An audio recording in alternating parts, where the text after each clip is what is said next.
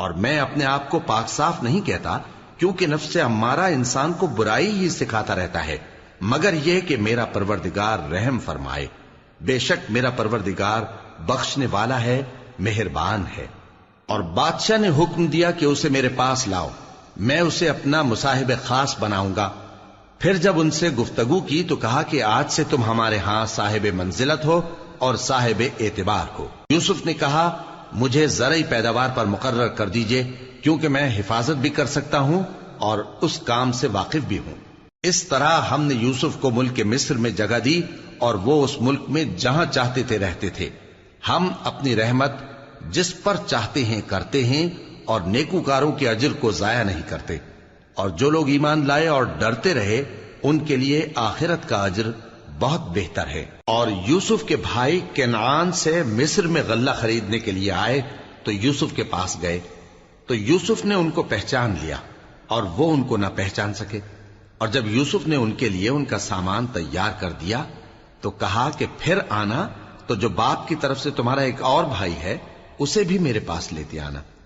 کیا تم نہیں دیکھتے کہ میں ناب بھی پوری دیتا ہوں اور مہمانداری بھی خوب کرتا ہوں؟ اب اگر تم اسے میرے پاس نہ لاؤ گے تو نہ تمہیں میرے ہاں سے غلہ ملے گا اور نہ تم میرے پاس ہی آ سکو گے۔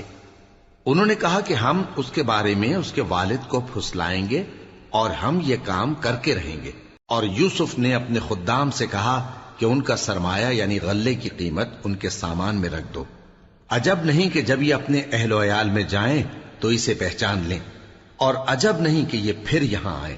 بس جب وہ اپنے والد کے پاس واپس گئے تو کہنے لگے کہ ابا ہمارے لیے غلے کی بندش کر دی گئی ہے، تو ہمارے ساتھ ہمارے بھائی کو بھیج دیجئے تاکہ ہم پھر غلہ لائیں اور ہم اس کے نگہبان ہیں۔ یعقوب نے کہا کہ میں اس کے بارے میں تمہارا اعتبار نہیں کرتا، مگر ویسا ہی جیسا پہلے اس کے بھائی کے بارے میں کیا تھا، سو اللہ ہی بہتر نگہبان ہے اور وہ سب سے زیادہ رحم کرنے والا ہے۔ اور جب انہوں نے اپنا اسباب کھولا تو دیکھا کہ ان کا سرمایہ واپس کر دیا گیا ہے۔ کہنے لگے ابا ہمیں اور کیا چاہیے؟ دیکھیے یہ ہماری پونجی بھی ہمیں واپس کر دی گئی ہے، اور ہم اپنے اہل و عیال کے لیے پھر غلہ لائیں گے اور اپنے بھائی کی نگہبانی کریں گے، اور ایک بار شتر زیادہ لائیں گے کہ یہ غلہ جو ہم لائے ہیں تھوڑا ہے۔ یعقوب نے کہا کہ جب تک تم اللہ کا عہد نہ دو کہ اس کو میرے پاس صحیح و سالم لے آؤ گے، میں اسے ہرگز تمہارے ساتھ نہیں بھیجنے کا، مگر یہ کہ تم گھیر لیے جاؤ یعنی بے بس ہو جاؤ تو مجبوری ہے۔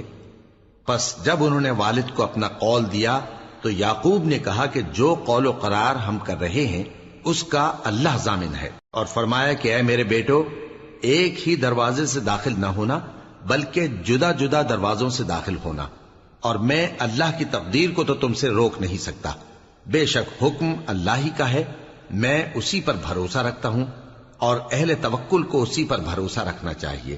اور جب وہ ان مقامات سے داخل ہوئے جہاں جہاں سے داخل ہونے کے لیے ان کے والد نے ان سے کہا تھا، تو وہ تدبیر اللہ کے حکم کو ذرا بھی ٹال نہیں سکتی تھی۔ ہاں وہ یعقوب کے دل کی خواہش تھی جو انہوں نے پوری کی تھی، اور بے شک وہ صاحب علم تھے، کیونکہ ہم نے ان کو علم سکھایا تھا، لیکن اکثر لوگ نہیں جانتے۔ اور جب وہ لوگ یوسف کے پاس پہنچے تو یوسف نے اپنے حقیقی بھائی کو اپنے پاس جگہ دی اور کہا کہ میں تمہارا بھائی ہوں، تو جو سلوک یہ ہمارے ساتھ کرتے رہے ہیں اس پر افسوس نہ کرنا۔ پھر جب ان کا اسباب تیار کر دیا تو اپنے بھائی کے تھیلے میں آپ خورا رکھ دیا۔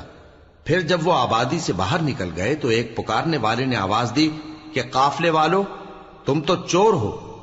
وہ ان کی طرف متوجہ ہو کر کہنے لگے کہ تمہاری کیا چیز کھوئی گئی ہے؟ وہ بولے کہ بادشاہ کا کٹورا کھویا گیا ہے، اور جو شخص اس کو لے کے آئے اس کے لیے ایک بار شتر انعام، اور میں اس کا ضامن ہوں۔ وہ کہنے لگے کہ اللہ کی قسم تم کو معلوم ہے کہ ہم اس ملک میں اس لیے نہیں آئے کہ خرابی کریں اور نہ ہم چوری کیا کرتے ہیں۔ وہ بولے کہ اگر تم جھوٹے نکلے یعنی چوری ثابت ہوئی تو اس کی سزا کیا؟ انہوں نے کہا کہ اس کی سزا یہ کہ جس کے تھیلے میں وہ دستیاب ہو وہی اس کا بدل قرار دیا جائے، ہم ظالموں کو یہی سزا دیا کرتی ہیں۔ پھر یوسف نے اپنے بھائی کے تھیلے سے پہلے ان کے تھیلوں کو دیکھنا شروع کیا، پھر اپنے بھائی کے تھیلے میں سے اس کو نکال لیا۔ اس طرح ہم نے یوسف کے لیے تدبیر کی، ورنہ بادشاہ کے قانون کے مطابق وہ اپنے بھائی کو لے نہیں سکتے تھے مگر یہ کہ اللہ چاہے ہم جس کے چاہتے ہیں درجے بلند کرتے ہیں، اور ہر علم والے سے بڑھ کر ایک بڑا علم والا ہے۔ برادران یوسف نے کہا کہ اگر اس نے چوری کی ہو تو کچھ عجب نہیں کہ اس کے ایک بھائی نے بھی پہلے چوری کی تھی، مگر یوسف نے اس بات کو اپنے دل میں مخفی رکھا اور ان پر ظاہر نہ ہونے دیا، یعنی زیر لب کہا کہ تم بڑے برے ہو اور جو تم بیان کرتے ہو اللہ اسے خوب جانتا ہے۔ وہ کہنے لگے کہ اے عزیز، اس کے والد بہت بوڑھے ہیں اور اس سے بہت محبت رکھتے ہیں، تو اس کو چھوڑ دیجئے اور اس کی جگہ ہم میں سے کسی کو رکھ لیجئے، ہم دیکھتے ہیں کہ آپ احسان کرنے والے ہیں۔ یوسف نے کہا کہ اللہ پناہ میں رکھے کہ جس شخص کے پاس ہم نے اپنی چیز پائی ہے اس کے سوا کسی اور کو پکڑ لیں، ایسا کریں تو ہم بڑے بے انصاف ہیں۔ آخر جب وہ اس سے نا امید ہو گئے تو الگ ہو کر صلاح کرنے لگے۔ سب سے بڑے نے کہا، کیا تم نہیں جانتے کہ تمہارے والد نے تم سے اللہ کا عہد لیا ہے اور اس سے پہلے بھی تم یوسف کے بارے میں قصور کر چکے ہو؟ تو جب تک والد صاحب مجھے اجازت نہ دیں میں تو اس جگہ سے ہلنے کا نہیں، یا اللہ میرے لیے کوئی فیصلہ کرے، اور وہ سب سے بہتر فیصلہ کرنے والا ہے۔ تم سب والد صاحب کے پاس واپس جاؤ اور کہو کہ ابا، آپ کے صاحبزادے نے وہاں جا کر چوری کی، اور ہم نے تو اپنی دانست کے مطابق آپ سے اس کے لے آنے کا عہد کیا تھا، مگر ہم غیب کی باتوں کے جاننے اور یاد رکھنے والے تو نہیں تھے، اور جس بستی میں ہم ٹھہرے تھے وہاں سے، یعنی اہل مصر سے، اور جس قافلے میں آئے ہیں اس سے دریافت کر لیجئے، اور ہم اس بیان میں بالکل سچے ہیں۔ جب انہوں نے یہ بات یعقوب سے آ کر کہی تو انہوں نے کہا کہ حقیقت یوں نہیں ہے، بلکہ یہ بات تم نے اپنے دل سے بنا لی ہے، تو صبر ہی بہتر ہے۔ عجب نہیں کہ اللہ ان سب کو میرے پاس لے آئے، بے شک وہ علم والا ہے، حکمت والا ہے۔ اور ان کے پاس سے چلے گئے اور کہنے لگے کہ ہائے افسوس یوسف پر، ہائے افسوس، اور رنج و الم میں ان کی آنکھیں سفید ہو گئیں اور ان کا دل غم سے بھر رہا تھا۔ بیٹے کہنے لگے کہ واللہ آپ تو یوسف کو اسی طرح یاد ہی کرتے رہیں گے یہاں تک کہ آپ گھل جائیں گے یا جان ہی دے دیں گے۔ انہوں نے کہا کہ میں تو اپنے غم و اندوہ کا اظہار اللہ سے کرتا ہوں، اور اللہ کی طرف سے وہ باتیں جانتا ہوں جو تم نہیں جانتے۔ اے بیٹو، یوں کرو کہ ایک دفعہ پھر جاؤ اور یوسف اور اس کے بھائی کو تلاش کرو، اور اللہ کی رحمت سے نا امید نہ ہونا کہ اللہ کی رحمت سے تو کافر لوگ ہی نا امید ہوا کرتے ہیں۔ پھر جب وہ یوسف کے پاس گئے تو کہنے لگے کہ اے عزیز، ہمیں اور ہمارے اہل و عیال کو بڑی تکلیف ہو رہی ہے، اور ہم یہ تھوڑا سا سرمایہ لائے ہیں، آپ ہمیں اس کے عوض پورا غلہ دے دیجئے اور ہم پر خیرات کیجئے کہ اللہ خیرات کرنے والوں کو ثواب دیتا ہے۔ یوسف نے کہا، تمہیں معلوم ہے کہ جب تم نادانی میں پھنسے ہوئے تھے تو تم نے یوسف اور اس کے بھائی کے ساتھ کیا کیا تھا؟ وہ بولے، کیا واقعی تم ہی یوسف ہو؟ انہوں نے کہا، ہاں میں یوسف ہوں، اور بن یامین کی طرف اشارہ کر کے کہنے لگے، یہ میرا بھائی ہے، اللہ نے ہم پر بڑا احسان کیا ہے۔ جو شخص اللہ سے ڈرتا اور صبر کرتا ہے تو اللہ نیکوکاروں کا اجر ضائع نہیں کرتا۔ وہ بولے، اللہ کی قسم، اللہ نے تم کو ہم پر فضیلت بخشی ہے اور بے شک ہم خطا کار تھے۔ یوسف نے کہا کہ آج کے دن تم پر کوئی ملامت نہیں، اللہ تم کو معاف کرے، اور وہ سب سے بڑھ کر رحم کرنے والا ہے۔ یہ میرا کرتا لے جاؤ، پھر اسے والد صاحب کے منہ پر ڈال دینا تو وہ بینا ہو جائیں گے، اور اپنے تمام اہل و عیال کو میرے پاس لے آؤ۔ اور جب قافلہ مصر سے روانہ ہوا تو ان کے والد کہنے لگے کہ اگر مجھ کو یہ نہ کہو کہ بوڑھا بہک گیا ہے تو مجھے تو یوسف کی بو آ رہی ہے۔ وہ بولے کہ واللہ آپ اسی قدیم غلطی میں مبتلا ہیں۔ مگر جب خوشخبری دینے والا آ پہنچا تو اس نے کرتا ان کے منہ پر ڈال دیا، سو وہ بینا ہو گئے، اور بیٹوں سے کہنے لگے، کیا میں نے تم سے نہیں کہا تھا کہ میں اللہ کی طرف سے وہ باتیں جانتا ہوں جو تم نہیں جانتے؟ بیٹوں نے کہا کہ ابا، ہمارے لیے ہمارے گناہ کی مغفرت مانگیے، بے شک ہم خطا کار تھے۔ فرمایا، میں اپنے پروردگار سے تمہارے لیے بخشش مانگوں گا، بے شک وہ بخشنے والا ہے، مہربان ہے۔ پھر جب یہ سب لوگ یوسف کے پاس پہنچے تو انہوں نے اپنے والدین کو اپنے پاس جگہ دی اور کہا، مصر میں داخل ہو جائیے، اللہ نے چاہا تو امن و امان سے رہیے گا۔ اور اپنے والدین کو تخت پر بٹھایا اور سب ان کے آگے سجدے میں گر پڑے۔ اور اس وقت یوسف نے کہا، ابا جان، یہ میرے اس خواب کی تعبیر ہے جو میں نے پہلے بچپن میں دیکھا تھا، میرے پروردگار نے اسے سچ کر دیا، اور اس نے مجھ پر بہت سے احسان کیے ہیں کہ مجھ کو قید خانے سے نکالا، اور اس کے بعد کہ شیطان نے مجھ میں اور میرے بھائیوں میں فساد ڈال دیا تھا، آپ کو گاؤں سے یہاں لایا۔ بے شک میرا پروردگار جو چاہتا ہے تدبیر سے کرتا ہے، وہ علم والا ہے، حکمت والا ہے۔ جب یہ سب باتیں ہو لیں تو یوسف نے اللہ سے دعا کی کہ اے میرے پروردگار، تو نے مجھ کو حکومت سے نوازا اور خوابوں کی تعبیر کا علم بخشا۔ اے آسمانوں اور زمین کے پیدا کرنے والے، تو ہی دنیا اور آخرت میں میرا کارساز ہے۔ تو مجھے دنیا سے اپنی اطاعت کی حالت میں اٹھائیو اور آخرت میں اپنے نیک بندوں میں داخل کیجو۔ اے پیغمبر، یہ اخبار غیب میں سے ہیں جو ہم تمہاری طرف بھیجتے ہیں۔ اور جب برادران یوسف نے اپنی بات پر اتفاق کیا تھا اور وہ فریب کر رہے تھے تو تم ان کے پاس تو نہ تھے، اور بہت سے آدمی گو تم کتنی خواہش کرو ایمان لانے والے نہیں ہیں، اور تم ان سے اس خیر خواہی کا کچھ صلہ بھی تو نہیں مانگتے۔ یہ قرآن اور کچھ نہیں تمام جہانوں کے لیے نصیحت ہے، اور آسمان و زمین میں بہت سی نشانیاں ہیں جن پر سے یہ گزرتے ہیں اور ان کو نظر انداز کر دیتے ہیں، اور یہ اکثر اللہ پر ایمان نہیں رکھتے مگر اس کے ساتھ شرک بھی کرتے ہیں۔ تو کیا یہ اس بات سے بے خوف ہیں کہ ان پر اللہ کا عذاب نازل ہو کر ان کو ڈھانپ لے، یا ان پر ناگہاں قیامت آ جائے اور انہیں خبر بھی نہ ہو؟ کہہ دو میرا رستہ تو یہ ہے، میں اللہ کی طرف بلاتا ہوں سمجھ بوجھ کر، میں بھی لوگوں کو اللہ کی طرف بلاتا ہوں اور میرے پیراؤ بھی، اور اللہ پاک ہے اور میں شرک کرنے والوں میں سے نہیں ہوں۔ اور ہم نے تم سے پہلے بستیوں کے رہنے والوں میں سے مرد ہی بھیجے تھے جن کی طرف ہم وہی بھیجتے تھے۔ کیا ان لوگوں نے ملک میں سیر و سیاحت نہیں کی کہ دیکھ لیتے کہ جو لوگ ان سے پہلے تھے ان کا انجام کیا ہوا؟ اور متقیوں کے لیے آخرت کا گھر بہت اچھا ہے، کیا تم سمجھتے نہیں؟ یہاں تک کہ جب پیغمبر نا امید ہو گئے اور انہوں نے خیال کیا کہ اپنی نصرت کے بارے میں جو بات انہوں نے کہی تھی اس میں وہ سچے نہ نکلے، تو ان کے پاس ہماری مدد آ پہنچی، پھر جسے ہم نے چاہا بچا دیا، اور ہمارا عذاب اتر کر گناہگار لوگوں سے پھیرا نہیں کرتا۔ ان کے قصے میں عقل مندوں کے لیے عبرت ہے۔ یہ قرآن ایسی بات نہیں ہے جو اپنے دل سے بنائی گئی ہو، بلکہ جو کتابیں اس سے پہلے نازل ہوئی ہیں ان کی تصدیق کرنے والا ہے، اور ہر چیز کی تفصیل کرنے والا، اور مومنوں کے لیے ہدایت اور رحمت ہے۔ شروع اللہ کا نام لے کر جو بڑا مہربان نہایت رحم والا ہے۔ الف لام میم را۔ اے نبی، یہ کتاب الہی کی آیتیں ہیں، اور جو کچھ تمہارے پروردگار کی طرف سے تم پر نازل ہوا ہے حق ہے، لیکن اکثر لوگ ایمان نہیں لاتے۔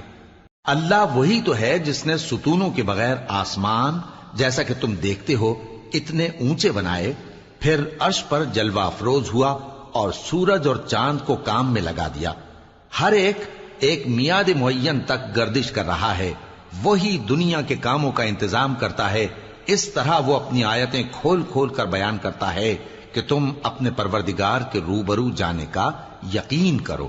اور وہی ہے جس نے زمین کو پھیلایا اور اس میں پہاڑ اور دریا پیدا کیے اور ہر طرح کے میووں کی دو دو قسمیں بنائیں۔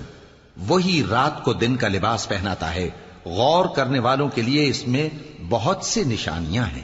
اور زمین میں کئی طرح کے قطعات ہیں ایک دوسرے سے ملے ہوئے، اور انگور کے باغ اور کھیتی اور کھجور کے درخت، بعض کی بہت سی شاخیں ہیں اور بعض کی اتنی نہیں ہوتی، باوجود کہ پانی سب کو ایک ہی ملتا ہے۔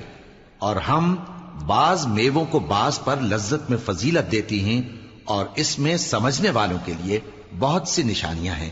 اگر تم عجیب بات سننی چاہو تو کافروں کا یہ کہنا عجیب ہے کہ جب ہم مر کر مٹی ہو جائیں گے تو کیا اثر نو پیدا ہوں گے؟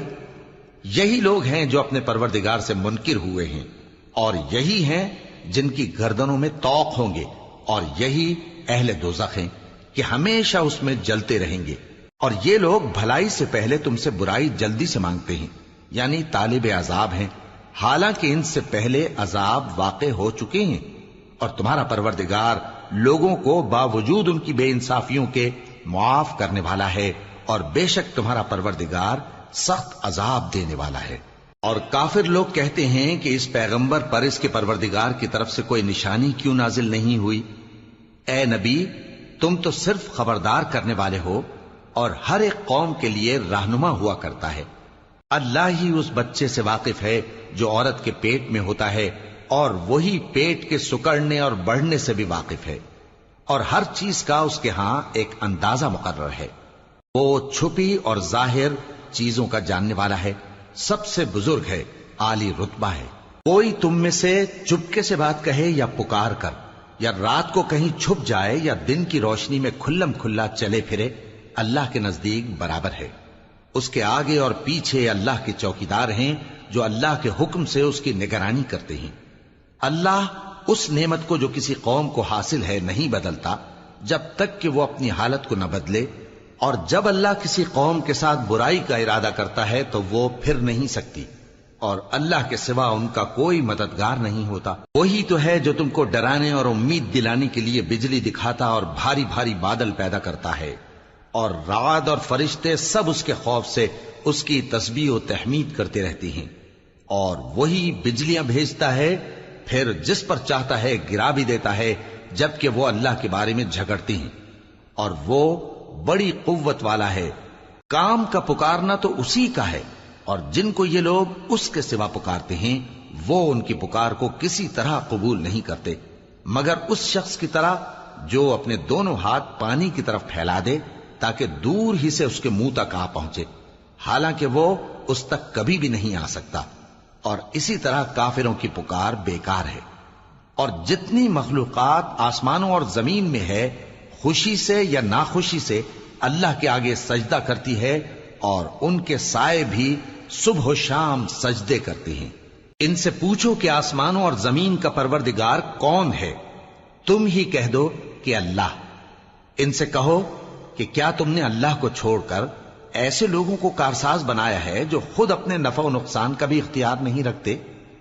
کہو کیا اندھا اور آنکھوں والا برابر ہیں، یا اندھیرا اور اجالا برابر ہو سکتا ہے؟ بھلا ان لوگوں نے جن کو اللہ کا شریک مقرر کیا ہے، کیا انہوں نے اللہ کسی مخلوقات پیدا کی ہے جس کے سبب ان کے لیے مخلوقات مشتبہ ہو گئی ہے؟ کہہ دو کہ اللہ ہی ہر چیز کا پیدا کرنے والا ہے، اور وہ یکتا ہے، بڑا زبردست ہے۔ اسی نے آسمان سے مے برسایا، پھر اس سے اپنے اپنے اندازے کے مطابق نالے بہ نکلے، پھر پانی پر پھولا ہوا جھاگ آ گیا۔ اور جس چیز کو زیور یا کوئی اور سامان بنانے کے لیے آگ میں تپاتے ہیں اس میں بھی ایسا ہی جھاگ ہوتا ہے۔ اس طرح اللہ حق و باطل کی مثال بیان فرماتا ہے۔ سو جھاگ تو سوکھ کر زائل ہو جاتا ہے، اور پانی جو لوگوں کو فائدہ پہنچاتا ہے وہ زمین میں ٹھہرا رہتا ہے۔ اس طرح اللہ صحیح اور غلط کی مثالیں بیان فرماتا ہے تاکہ تم سمجھو۔ جن لوگوں نے اللہ کے حکم کو قبول کیا ان کی حالت بہت بہتر ہوگی، اور جنہوں نے اس کو قبول نہ کیا، اگر روئے زمین کے سب خزانے ان کے اختیار میں ہوں تو وہ سب کے سب اور ان کے ساتھ اتنے ہی اور نجات کے بدلے میں صرف کر ڈالیں، مگر نجات کہاں؟ ایسے لوگوں کا حساب بھی برا ہوگا، اور ان کا ٹھکانہ بھی دوزخ ہے، اور وہ بری جگہ ہے۔ بھلا جو شخص یہ جانتا ہے کہ جو کچھ تمہارے پروردگار کی طرف سے تم پر نازل ہوا ہے حق ہے، وہ اس شخص کی طرح ہے جو اندھا ہے؟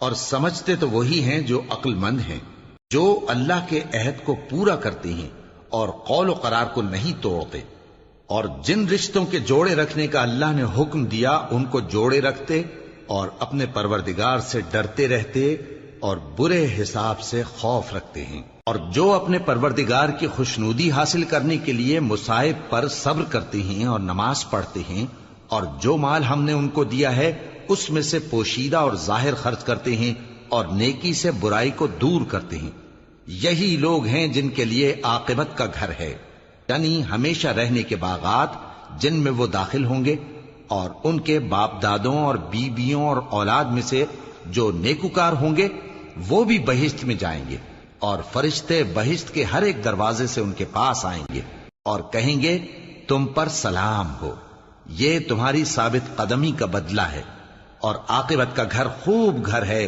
اور جو لوگ اللہ سے پختہ عہد کر کے اس کو توڑ ڈالتے اور جن رشتوں کے جوڑے رکھنے کا اللہ نے حکم دیا ہے ان کو قطع کر دیتے اور ملک میں فساد کرتے ہیں، ایسوں پر لعنت ہے اور ان کے لیے برا انجام ہے۔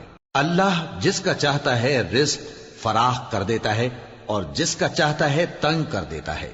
اور کافر لوگ دنیا کی زندگی پر خوش ہو رہے ہیں اور دنیا کی زندگی آخرت کے مقابلے میں بہت تھوڑا سامان ہے. اور کافر کہتے ہیں کہ اس پیغمبر پر اس کے پروردگار کی طرف سے کوئی نشانی کیوں نازل نہیں ہوئی؟ کہہ دو کہ اللہ جسے چاہتا ہے گمراہ کرتا ہے اور جو اس کی طرف رجوع ہوتا ہے اس کو اپنی طرف کا رستہ دکھاتا ہے. یعنی ان کو جو ایمان لاتے اور جن کے دل اللہ کی یاد سے آرام پاتے ہیں ان کو. اور سن رکھو کہ اللہ کی یاد سے ہی دل آرام پاتے ہیں.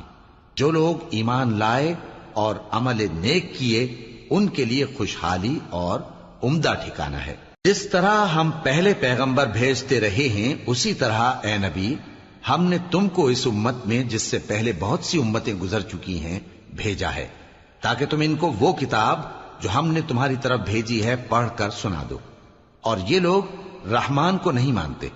کہہ دو وہی تو میرا پروردگار ہے، اس کے سوا کوئی معبود نہیں. میں اسی پر بھروسہ رکھتا ہوں اور اسی کی طرف رجوع کرتا ہوں. اور اگر کوئی قرآن ایسا ہوتا کہ اس کی تاثیر سے پہاڑ چل پڑتے یا زمین پھٹ جاتی یا مردوں سے کلام کر سکتے تو کیا یہ لوگ ایمان لے آتے؟ بات یہ ہے کہ سب باتیں اللہ کے اختیار میں ہیں. تو کیا مومنوں کو اس سے اطمینان نہیں ہوا کہ اگر اللہ چاہتا تو سب لوگوں کو ہدایت کے رستے پر چلا دیتا؟ اور کافروں پر ہمیشہ ان کے اعمال کے بدلے آفت آتی رہے گی یا ان کے مکانات کے قریب نازل ہوتی رہے گی یہاں تک کہ اللہ کا وعدہ آ پہنچے. بے شک اللہ وعدہ خلاف نہیں کرتا. اور تم سے پہلے بھی رسولوں کے ساتھ تمسخر ہوتے رہے ہیں تو میں نے کافروں کو مہلت دی پھر میں نے ان کو پکڑ لیا. سو دیکھ لو کہ میرا عذاب کیسا رہا. تو کیا وہ جو ہر شخص کے اعمال کا نگراں و نگہبان ہے وہ بتوں کی طرح بے علم و بے خبر ہو سکتا ہے؟ اور ان لوگوں نے اللہ کے شریک مقرر کر رکھے ہیں. ان سے کہو کہ ذرا ان کے نام تو لو. کیا تم اسے ایسی چیزیں بتاتے ہو جو روئے زمین پر ہیں اور اسے معلوم نہیں؟ یا تم لوگ محض سطحی بات کی تقلید کرتے ہو؟ اصل یہ ہے کہ کافروں کو ان کے فریب خوبصورت معلوم ہوتے ہیں اور وہ ہدایت کے رستے سے روک لیے گئے ہیں. اور جسے اللہ گمراہ رہنے دے اسے کوئی ہدایت کرنے والا نہیں. ان کو دنیا کی زندگی میں بھی عذاب ہے اور آخرت کا عذاب تو بہت ہی سخت ہے.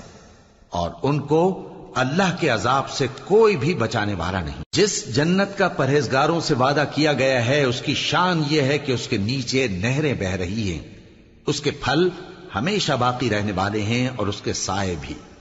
یہ ان لوگوں کا انجام ہے جو متقی ہیں اور کافروں کا انجام دوزخ ہے. اور جن لوگوں کو ہم نے کتاب دی ہے وہ اس کتاب سے جو تم پر نازل ہوئی ہے خوش ہوتی ہیں، اور بعض فرقے اس کی بعض باتیں نہیں بھی مانتے. کہہ دو کہ مجھ کو یہی حکم ہوا ہے کہ اللہ ہی کی عبادت کروں اور اس کے ساتھ کسی کو شریک نہ بناؤں. میں اسی کی طرف بلاتا ہوں اور اسی کی طرف مجھے لوٹنا ہے. اور اسی طرح ہم نے اس قرآن کو عربی زبان کا فرمان بنا کر نازل کیا ہے. اور اگر تم علم آ جانے کے بعد ان لوگوں کی خواہشوں کے پیچھے چلو گے تو اللہ کے سامنے کوئی نہ تمہارا مددگار ہوگا اور نہ کوئی بچانے والا. اور اے نبی ہم نے تم سے پہلے بھی پیغمبر بھیجے تھے اور ان کو بیویاں اور اولاد بھی دی تھیں، اور کسی پیغمبر کے اختیار کی بات نہ تھی کہ اللہ کے حکم کے بغیر کوئی نشانی لے آتا. ہر حکم قضا کتاب میں لکھا ہوا ہے. اللہ جس چیز کو چاہتا ہے مٹا دیتا ہے اور جس کو چاہتا ہے باقی رکھتا ہے، اور اسی کے پاس اصل کتاب ہے. اور اگر ہم کوئی عذاب جس کا ان لوگوں سے وعدہ کرتے ہیں تمہیں دکھائیں، یعنی تمہارے روبرو ان پر نازل کریں، یا تمہاری مدت حیات پوری کر دیں یعنی تمہارے انتقال کے بعد عذاب بھیجیں، تو تمہارا کام ہمارے احکام کا پہنچا دینا ہے اور ہمارا کام حساب لینا ہے. کیا انہوں نے نہیں دیکھا کہ ہم زمین کو اس کے کناروں سے گھٹاتے چلے آ رہے ہیں؟ اور اللہ جیسا چاہتا ہے حکم کرتا ہے، کوئی اس کے حکم کا رد کرنے والا نہیں، اور وہ جلد حساب لینے والا ہے. جو لوگ ان سے پہلے تھے وہ بھی بہتیری تدبیریں کرتے رہے ہیں، سو تدبیر تو سب اللہ ہی کی ہوتی ہے. ہر شخص جو کچھ کر رہا ہے اللہ اسے جانتا ہے. اور کافر جلد معلوم کر لیں گے کہ آخرت میں اچھا انجام کس کے لیے ہوتا ہے. اور کافر لوگ کہتے ہیں کہ تم پیغمبر نہیں ہو. کہہ دو کہ میرے اور تمہارے درمیان اللہ اور وہ شخص جس کے پاس کتاب آسمانی کا علم ہے بطور گواہ کافی ہے۔ شروع اللہ کا نام لے کر جو بڑا مہربان نہایت رحم والا ہے۔ الف لام را، یہ ایک پر نور کتاب ہے، اس کو ہم نے تم پر اس لیے نازل کیا ہے کہ تم لوگوں کو اندھیروں سے نکال کر روشنی کی طرف لے جاؤ، یعنی ان کے پروردگار کے حکم سے عزت والے خوبیوں والے مالک کے راستے کی طرف، یعنی اس اللہ کے راستے کی طرف کہ جو کچھ آسمانوں اور زمین میں ہے سب اسی کا ہے۔ اور ان کافروں کے لیے عذاب شدید کی وجہ سے تباہی اور بربادی مقدر ہے، جو آخرت کے مقابلے میں دنیاوی زندگی کو پسند کرتے اور لوگوں کو اللہ کے راستے سے روکتے اور اس میں کجی چاہتے ہیں۔ یہ لوگ بڑے دور کی گمراہی میں ہیں، اور ہم نے کوئی پیغمبر نہیں بھیجا مگر وہ اپنی قوم کی زبان بولتا تھا تاکہ انہیں احکام الہی کھول کھول کر بتا دے۔ پھر اللہ جسے چاہتا ہے گمراہ رہنے دیتا ہے اور جسے چاہتا ہے ہدایت دیتا ہے، اور وہ غالب ہے، حکمت والا ہے۔ اور ہم نے موسیٰ کو اپنی نشانیاں دے کر بھیجا کہ اپنی قوم کو تاریکیوں سے نکال کر روشنی میں لے جاؤ اور ان کو اللہ کے دن یاد دلاؤ، اور اس میں ان لوگوں کے لیے جو صابر و شاکر ہیں نشانیاں ہیں۔ اور جب موسیٰ نے اپنی قوم سے کہا کہ اللہ نے جو تم پر مہربانیاں کی ہیں ان کو یاد کرو، جبکہ اس نے تم کو فرعون کی قوم سے رہائی بخشی، وہ لوگ تمہیں برے برے عذاب دیتے تھے اور تمہارے بیٹوں کو مار ڈالتے تھے اور تمہاری لڑکیوں کو زندہ رہنے دیتے تھے، اور اس میں تمہارے پروردگار کی طرف سے بڑی آزمائش تھی۔ اور جب تمہارے پروردگار نے تم کو آگاہ کیا کہ اگر شکر کرو گے تو میں تمہیں زیادہ دوں گا، اور اگر ناشکری کرو گے تو یاد رکھو کہ میرا عذاب بھی سخت ہے۔ اور موسیٰ نے صاف صاف کہہ دیا کہ اگر تم اور جتنے اور لوگ زمین میں ہیں سب کے سب ناشکری کرو تو بھی اللہ بے نیاز ہے، قابل تعریف ہے۔ بھلا تم کو ان لوگوں کے حالات کی خبر نہیں پہنچی جو تم سے پہلے تھے، یعنی نوح اور عاد اور سمود کی قوم اور جو ان کے بعد تھے، جن کا علم اللہ کے سوا کسی کو نہیں۔ جب ان کے پاس ان کے پیغمبر نشانیاں لے کر آئے تو انہوں نے اپنے ہاتھ ان کے منہوں پر رکھ دیے کہ خاموش رہو، اور کہنے لگے کہ ہم تو تمہاری رسالت کو تسلیم نہیں کرتے، اور جس چیز کی طرف تم ہمیں بلاتے ہو ہم کو اس میں بھاری شک ہے۔ ان کے پیغمبروں نے کہا کیا تم کو اللہ کے بارے میں شک ہے جو آسمانوں اور زمین کا پیدا کرنے والا ہے؟ وہ تمہیں اس لیے بلاتا ہے کہ تمہارے گناہ بخشے اور ایک مدت مقرر تک تم کو مہلت دے۔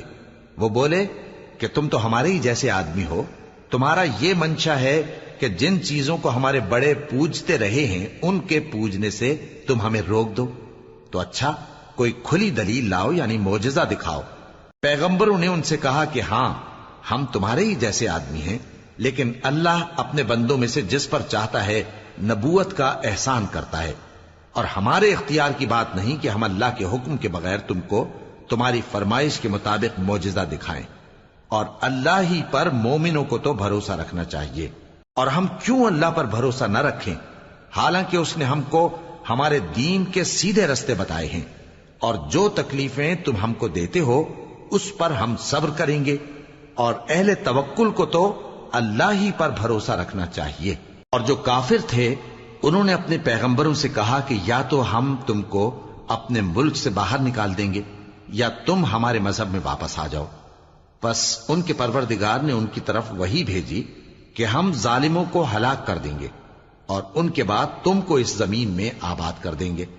یہ اس شخص کے لیے ہے جو قیامت کے روز میرے سامنے کھڑے ہونے سے ڈرے اور میرے عذاب سے خوف کرے۔ اور پیغمبروں نے اللہ سے فتح چاہی اور ہر سرکش ضدی نامراد رہ گیا۔ اس کے پیچھے دوزخ ہے اور اسے پیپ والا پانی پلایا جائے گا، وہ اس کو گھونٹ گھونٹ کر کے پیے گا اور گلے سے نہیں اتار سکے گا، اور ہر طرف سے اسے موت آ رہی ہوگی مگر وہ مرنے میں نہیں آئے گا، اور اس کے بعد سخت عذاب ہوگا۔ جن لوگوں نے اپنے پروردگار سے کفر کیا ان کے اعمال کی مثال راکھ کی سی ہے کہ آندھی کے دن اس پر زور کی ہوا چلے جو اسے اڑا لے جائے۔ اسی طرح جو کام وہ کرتے رہے ان پر ان کو کچھ قابو نہ ہوگا۔ یہی تو پرلے سرے کی گمراہی ہے۔ کیا تم نے نہیں دیکھا کہ اللہ نے آسمانوں اور زمین کو تدبیر سے پیدا کیا ہے، اگر وہ چاہے تو تم کو نابود کر دے اور تمہاری جگہ نئی مخلوق پیدا کر دے، اور یہ اللہ کو کچھ بھی مشکل نہیں۔ اور قیامت کے دن سب لوگ اللہ کے سامنے کھڑے ہوں گے تو غریب پیروکار بڑے بن بیٹھنے والوں سے کہیں گے کہ ہم تو تمہارے پیرو تھے، کیا تم اللہ کا کچھ عذاب ہم پر سے دفع کر سکتے ہو؟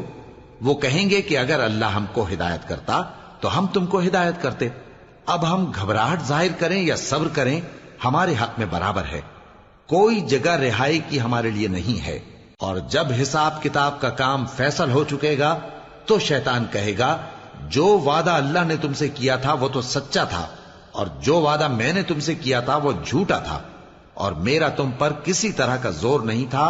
ہاں، میں نے تم کو گمراہی اور باطل کی طرف بلایا تو تم نے جلدی سے اور بے دلیل میرا کہنا مان لیا۔ تو آج مجھے ملامت نہ کرو، اپنے آپ ہی کو ملامت کرو۔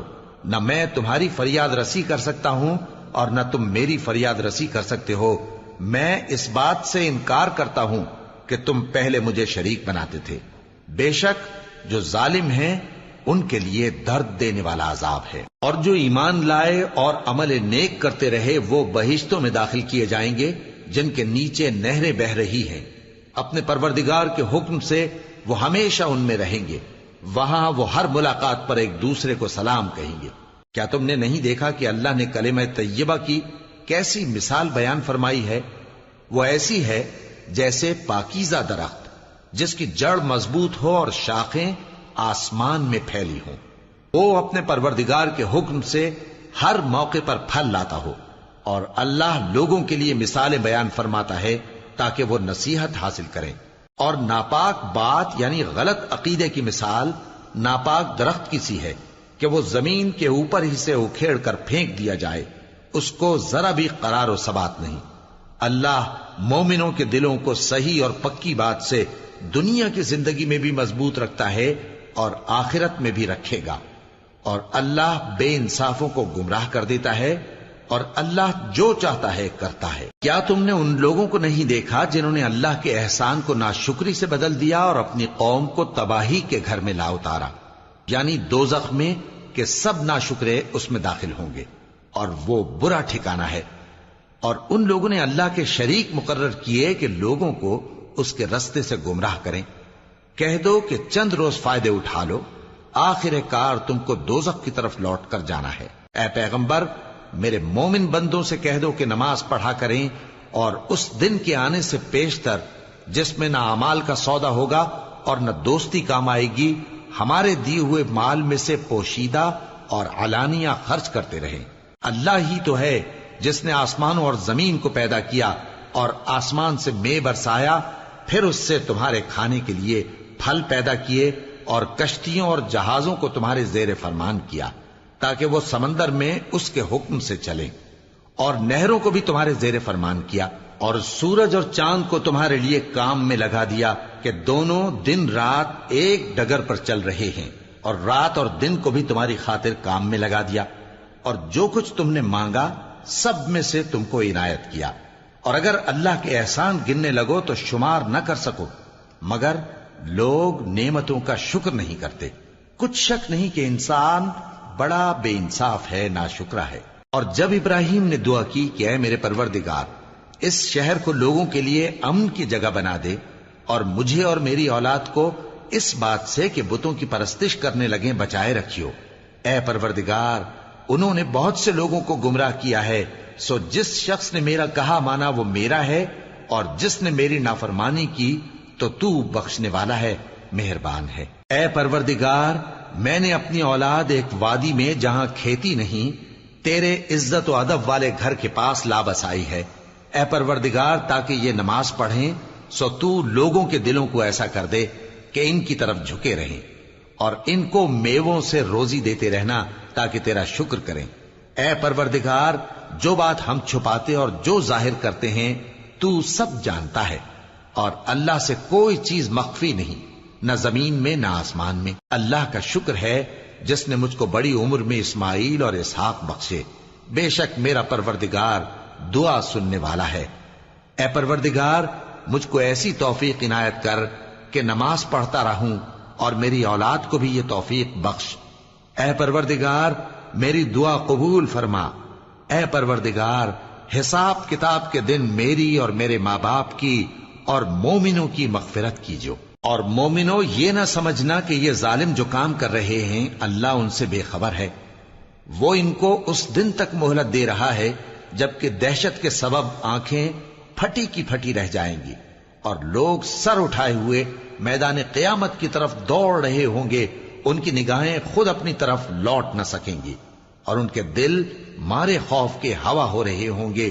اور لوگوں کو اس دن سے آگاہ کر دو جب ان پر عذاب آ جائے گا۔ تب ظالم لوگ کہیں گے کہ اے ہمارے پروردگار، ہمیں تھوڑی سی مہلت عطا کر تاکہ ہم تیری دعوت توحید قبول کریں اور تیرے پیغمبروں کے پیچھے چلیں۔ تو جواب ملے گا، کیا تم پہلے قسمیں نہیں کھایا کرتے تھے کہ تم کو اس حال سے جس میں تم ہو زوال نہیں ہوگا؟